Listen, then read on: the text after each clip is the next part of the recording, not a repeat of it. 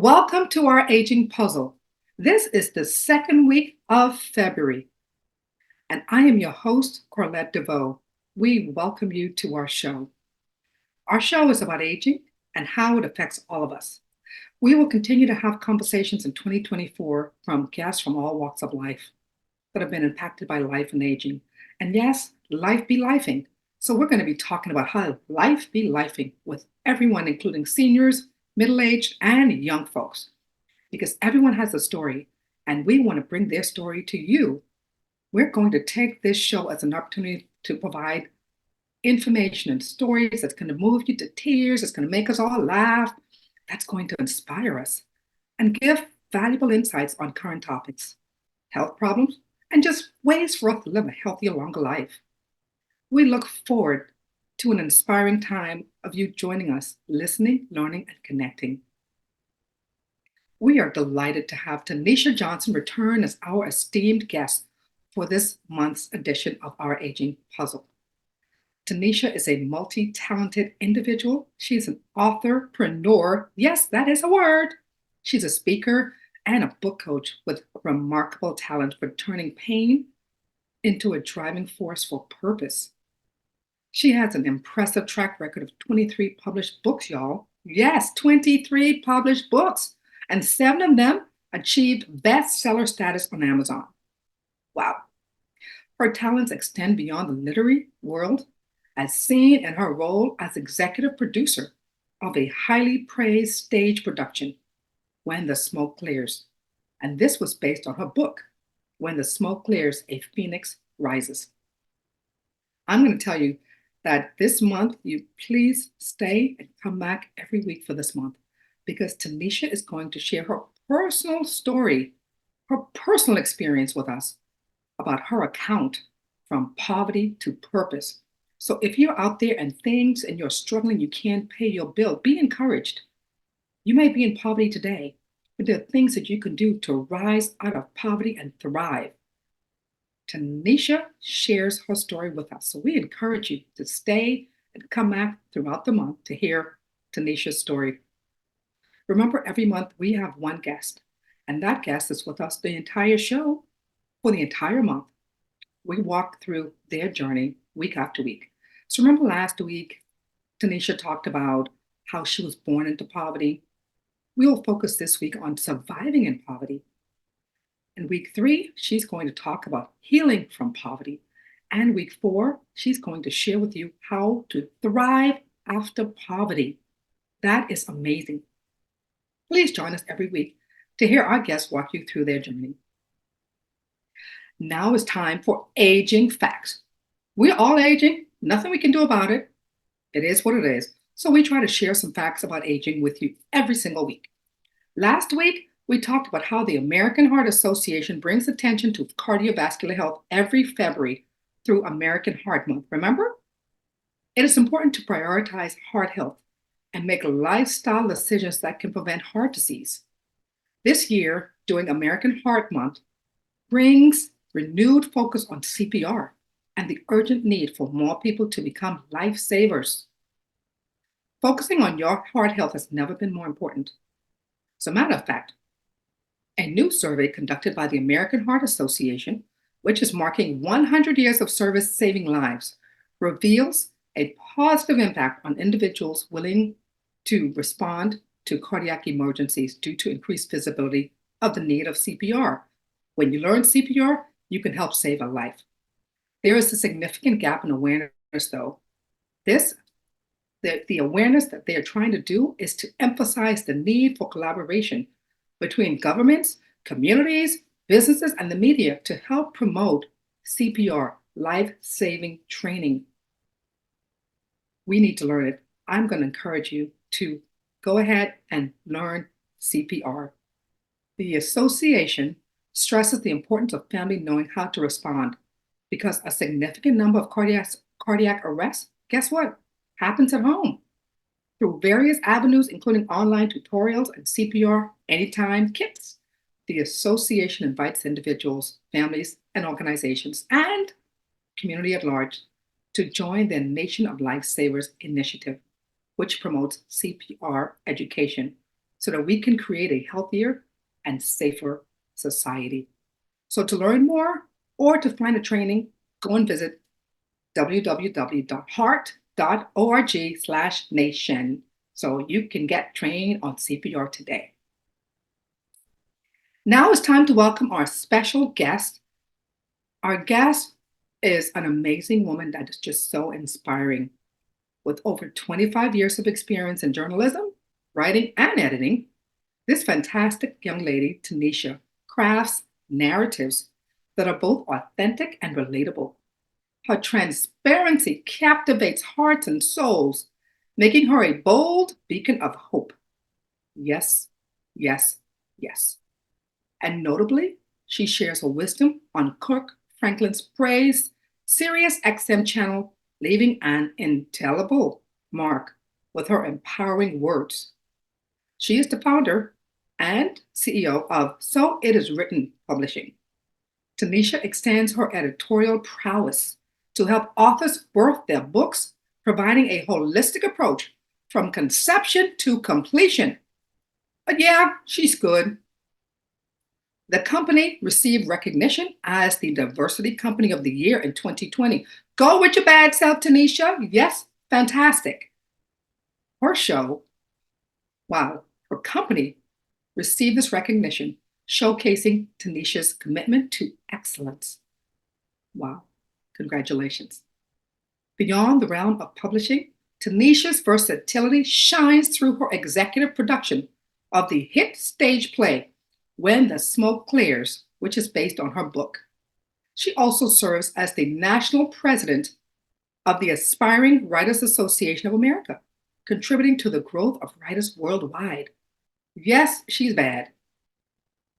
Tenita's passion extends to healing those affected by sexual abuse, evident in her 2021 anthology, Hush, breaking the cycle of silence around sexual abuse. Wow. As an advocate, she empowers survivors to release their pain and break the silence. If you've been abused, break the silence. Tell someone, get help. You know, looking ahead, Tenita envisions the release and the completion of this script for her feature film, When the Smoke Clears. This is a catalyst for positive change.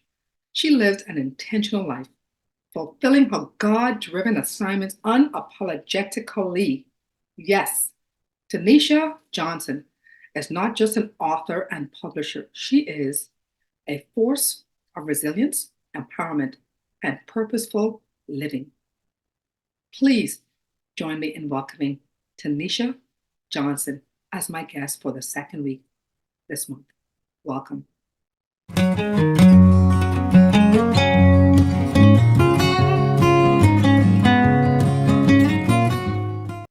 Tenita, welcome back. Thank you. It's so awesome to have you back this week on our aging puzzle. Last week, we talked about your early challenges and everything that you faced and how tough it was growing up in poverty. Yes. And today we're going to talk about surviving in poverty. Surviving. And I'm going to be honest with you, Tenita. I'm already a little teary-eyed talking about your story. This is very painful because there are so many people out there that are living in poverty and trying to figure out how to survive from one minute to the next. So we want to spend some time with you today talking about how you survived in poverty. Yeah. Can you share with us some of the strategies and coping mechanisms that you developed over the years while you were living in poverty, going through those challenging times? What are some of the strategies that you implemented to help you survive? So one of the strategies for me surviving poverty was writing. Growing up as a kid, I really didn't feel like I had a voice. I didn't feel like there was anybody listening, anybody paying attention to me. So of course I kept, the little lock it diary with the little fake key that you think if you lock it, nobody can read it. Little did I know you could cut the lock, but as a kid, you think if I lock this, nobody's going to read it. So, I would just pour my heart out on the pages.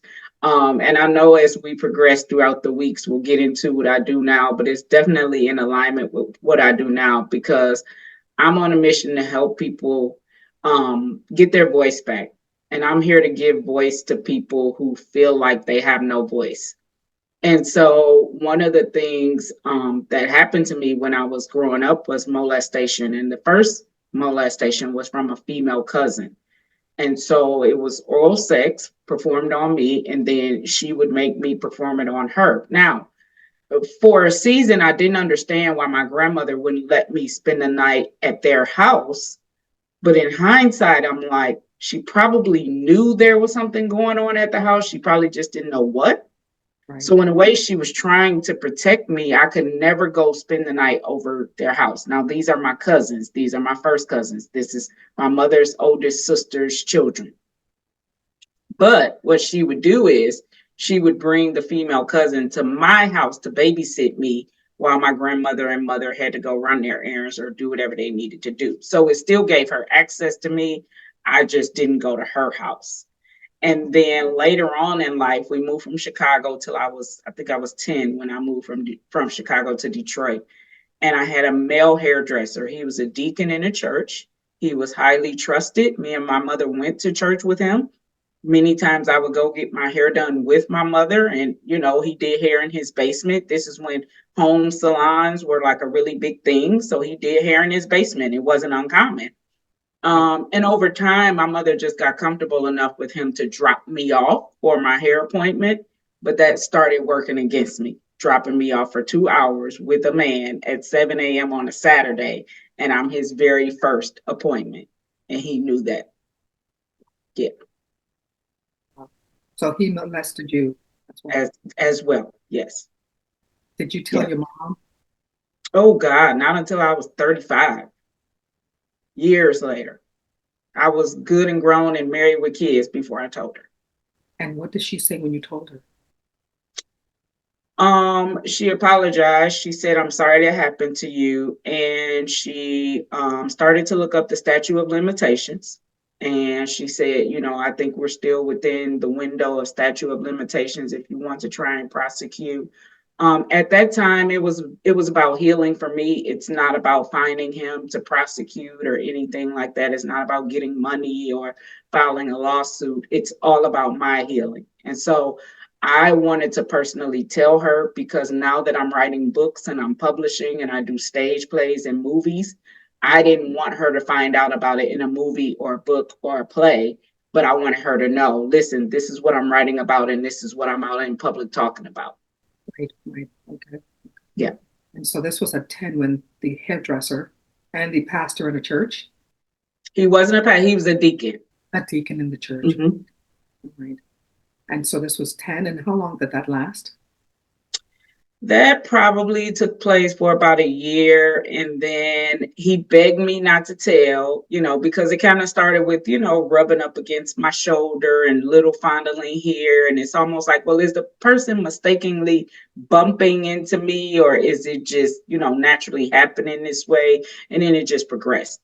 And he begged me not to tell, but I don't remember exactly how. But probably by 15 or 16, we were totally going to a different hairstylist. We just didn't go back to him. Oh, so you were going to him for years. Oh, for years, at least 4 to 5 years. Yeah. Wow. So sorry that happened to you, Tanisha. Thank you. Yeah. So this was at the age of 10. This was at the age of probably 11 all the way to maybe 14, 15. Okay. Yeah. That's just not a good situation that you were in. And were you still living in that same apartment during this time? No. So by the age of 10, by then my mother was 24, 25. We relocated from Chicago to Detroit and we were living in a standalone home. My aunt owned a home on the west side of Detroit. And so we were staying in that house. So that was the first time I actually got my own room. I was 10 years old before I had my own room. Mm-hmm. Okay. Yeah. So going through, you said you were 7 and then you were 10 when you were molested. First time by your cousin and then the second time by this deacon in the church. Yeah. How did you cope with this molestation? during this time? You said you started to write. Yeah, a lot of it was writing, poetry. Poetry was really big for me, not just journaling or just comment writing, but actual poetry. Music played a big piece. Music for me, even today, is the quickest way to shift my mood. And so the fun songs, the exciting songs, the upbeat songs, I could escape through music and writing. And so, if you can't tell by now, the creative arts are my heartbeat.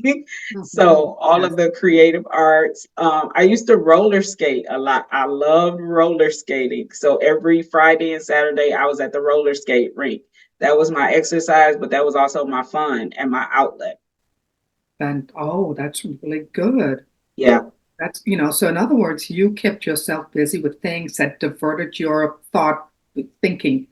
You roller skated, you wrote, you poems, yes, things that prevented you from thinking about your situation. Um, absolutely. and that's really good. Um, Yeah, good I to hear. realized I realized early on in life I had to stay not busy but productive. So I was 100%. in a lot of extracurricular activities. I was in many clubs and writing clubs and the newsletter club and the glee club and so different clubs in school or after school that I could get involved in. I poured myself into those things. I love that because that's really good advice for anyone out there who's listening, who is living in poverty, who may have been molested and just going through really difficult time. When there's not much you can do about your situation, get Yes. yourself busy to take your mind off of it. Hmm. Because if you don't take your mind off of it, it's going to send you crazy. Yeah. It will consume you if you let it. It will. It will. Hmm. This is just fantastic advice. So when you were going and living in poverty during this time, what, besides the molestation, which is bad enough and horrific, Oh yes. any other types of adversities that you were going through at school, and even just living as a poor teenager? I think one of the things that I haven't mentioned is bedwetting. Bedwetting was really big for me, and I want to say I wet the bed to probably 9 or 10. I was old. I wasn't like 5. And I know a lot of people may think, why are older kids wetting the bed? But for me, I know now that somehow it was connected to the trauma of everything that I had experienced. Like I was literally afraid to get up in the middle of the night and go to the bathroom. So it was, am I going to see a rat? Am I going to see a roach? Is my uncle stumbling in? Is he going to have a gun? I mean, all the things are going through your mind as a kid of, let me just stay in bed. And then the shame of wetting the bed. My grandmother then happened to get up and wash the sheets out by hand because, again, we don't have a washer and dryer, and then hang those sheets over the balcony.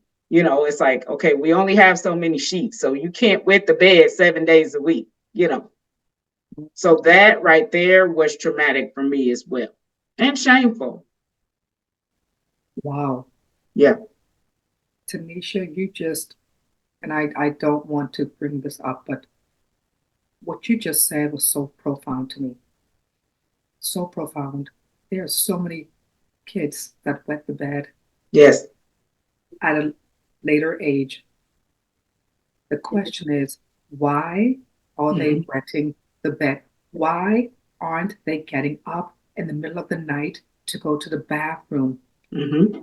You said why you didn't get up. Yeah. You don't know. Fear. Fear. Yeah. For people living out there, if you have a child who's not getting up and it's wetting the bed, find out why. That's right. What are they afraid of? Why are they afraid to get up in the middle of the night? Are they afraid to go to the bathroom because someone is going to be there to molest them? Hmm. Are they afraid to get up to go to the bathroom because somebody might be there with a gun? Yep. Why? Why are they afraid? Yeah. family member that wet the bed until they were a teenager. Hmm. And oh my God, Tanisha, I'm thinking, Yeah. And so what we do sometimes is, unfortunately, we spank the child, we whip the child, we chastise the child. You're too old. Why are you still wet in the bed? We shame the child. But there's a root to everything. There's a root. Tanisha, And we have to get to the root. Yeah. you have to, you have to. I remember this family member wet the bed, and every time they would get a whooping or they would Hmm. be embarrassed and shamed, we were literally punishing that person, that child, a second time. Yes. Yeah. Wow. Wow. Parents, if your child is wetting the bed, please find a why. Why Yeah. are they afraid to go to the bathroom? This is the most profound thing I've heard for a very, very long time. Yeah. We have to take the time to ask why and keep asking why until we get to the root, because the surface why may not be the real reason. Because essentially, Tanisha, if your mom had asked you why, you would not have been able to verbalize that anyway because you didn't tell them about the molestation.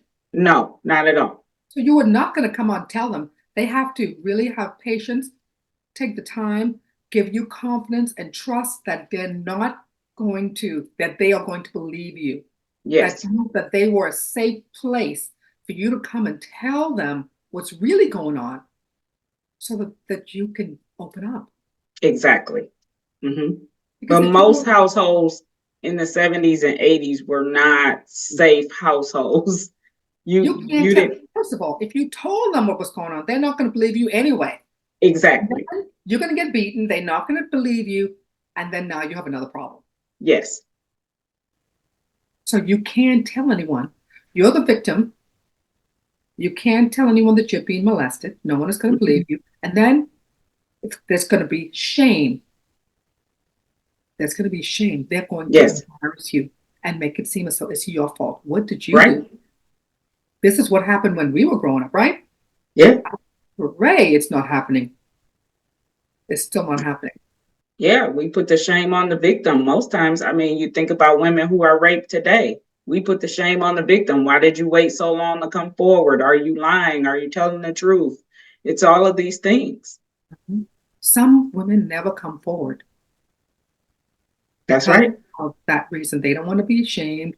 They don't want to be ridiculed. They don't want to have a tarnish on them. They don't want to relive this horrific experience over and over and over again. Right.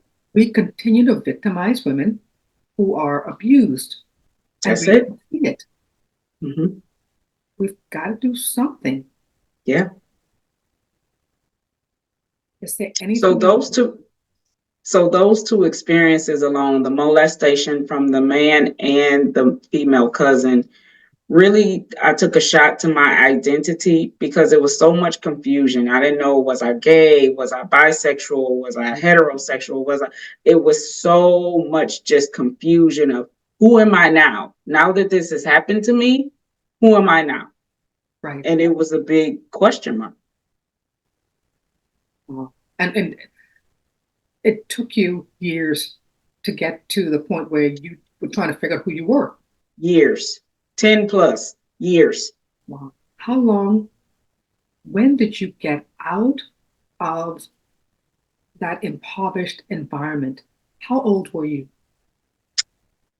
So when we moved to Detroit, we weren't necessarily living in poverty. My mother had nice houses after we moved to Detroit. So my high school years were pretty, I won't say prosperous, but, mid career. So, we were probably, like the average American. We weren't poor, but we weren't rich. So middle class is what they called it. So middle class. She did great for a single mother, you know. Did she finish Uh, high school? She did. She finished high school and some college. She has since graduated and got her degree today. Yep. Hmm. Fantastic, fantastic. Um, Finished high school and went off to college. She went to community college, so she stayed local in Chicago. And then once we moved to Michigan, she picked up her college career and finished. Okay, okay. Mhm. And did you finish high school and went off to college? Absolutely. So I had a full ride to a small college in Michigan, and I turned it down because I said I gotta get away. So I knew I wanted to go into journalism, and the number one journalism school in America at the time was University of Missouri. So I went to Missouri, and I knew nobody in Missouri. I just started over. You went to Missouri. Did you have a scholarship then? I did. I had a partial scholarship, but it wasn't a full scholarship. Mhm. Okay, okay. And then who paid for um, the remainder of the scholarship? Oh, student loans. I am still paying for the remainder of Wow. the college. Yes, Okay. One, you wanted yes. to get out of Detroit, right?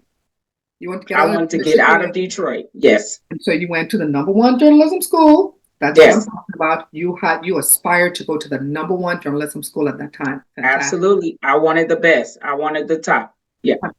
100%. And so you put yourself through college through using loans and some partial scholarship. Yes. Hmm. Congratulations. And I'm sure Thank when you. you were going through this, you went through some adversities, leaving Michigan, going there to Missouri to Oh, finish yes. school, you know. I had no idea who I was. And when I set foot on campus, you could tell I was wild. I was an untamed lion. Tell us about that untamed lion and the things that you did because you left this environment where you were not in the best living situation, you were molested. Yeah. That transferred to Michigan when you went to Hmm. school, this wild behavior. What are some of the wild things that you did in So college? I was the college student who was sneaking alcohol into my dorm room and putting it on the top shelf in my dorm room, and everybody on the floor knew you can come to my room to get alcohol, you know. But for me, alcohol was courage juice. And I don't even know if you remember people calling it courage juice, but They'll call it courage juice, yes. yeah. And Yes. people it gave me courage to do things that I would not do had I been sober. Mm, mm. And a lot of it was promiscuity. I always tell people I slept with so many men in college I don't even remember half of the names because I was looking for love and I equated love to sex. So it was like, well, let me just have as much sex as possible because that's how much love I need. Right, right, right. And this is all because of your upbringing, the environment, Yeah, and what you were looking for. yeah. But I was smart enough not to lose my scholarship. So while I was drinking and partying, I knew I couldn't lose that scholarship. It's my girl. Yeah, Fantastic. yeah. So I did. I graduated from the University of Missouri and I cleaned up my act by junior year, but sophomore year and freshman year were a wash. Yeah, And this is not uncommon for people that have gone through trauma. You went through sure. trauma and you were looking for something. And you used promiscuity Yes. as your means to get what The you were looking outlet. for to feel Yeah. good. Absolutely. Yeah. What, And it what would feel advice? good for a moment, but then afterward it would feel dirty. But It, going into it, it felt like power and so good and welcoming and somebody wants me. And right.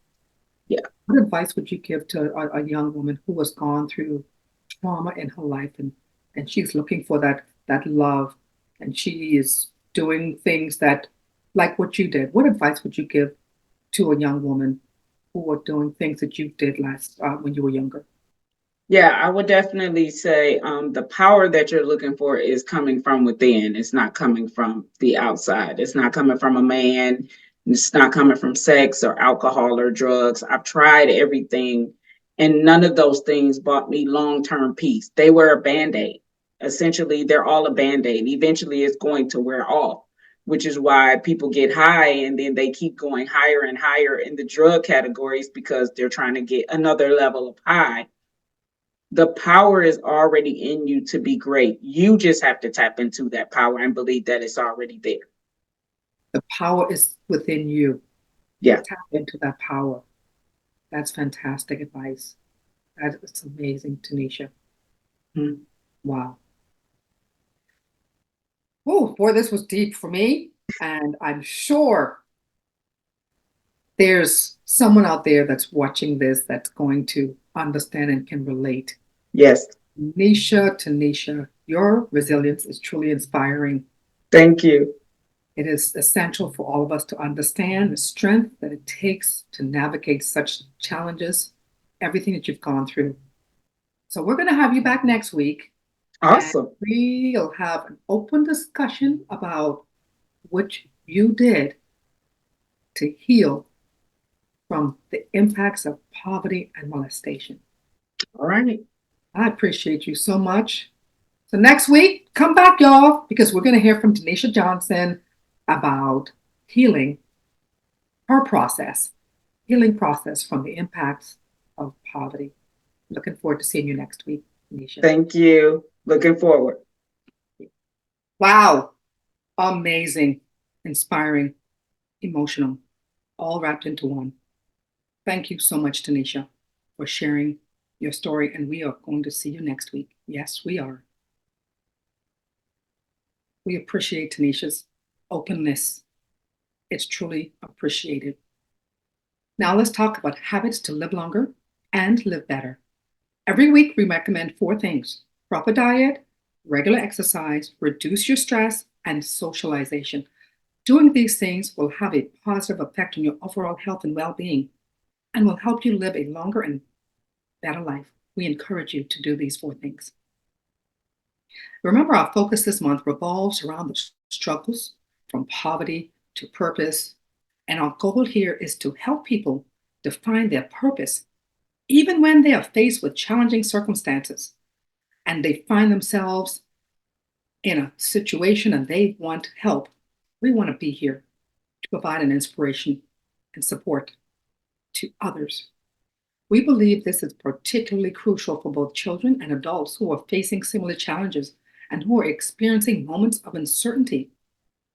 Boy, through Tanisha's personal journeys, we hope to offer hope to you and a sense of purpose to you, our audience, and to readers. We want everyone to know that no matter what challenges they may face, there is still a purpose for their existence. There is a purpose for your existence, yes. With determination and a commitment to their goals, to your goals, anything is possible. So let's stay positive and keep pushing towards our dreams. You can do this. You got this. We want to share Tanisha's story, how she moved from poverty to purpose. We are here to help, and we hope you will join us next week. We look forward to seeing you, and we would like to invite you to subscribe to our YouTube channel at Our Aging Puzzle. You can also subscribe to our sponsors channel at DG Incorporated. We invite you to watch us every Friday evening at 8 p.m. Again, thank you to our guest, Tenita Johnson, for being a fantastic guest today. We will see you next week. Thank you for joining us. Voila. I'm Kevin Harrington, an original shark from Shark Tank. DG Incorporated provides coaching services to help entrepreneurs open and grow assisted living facilities and build economic wealth. Visit their website to learn more.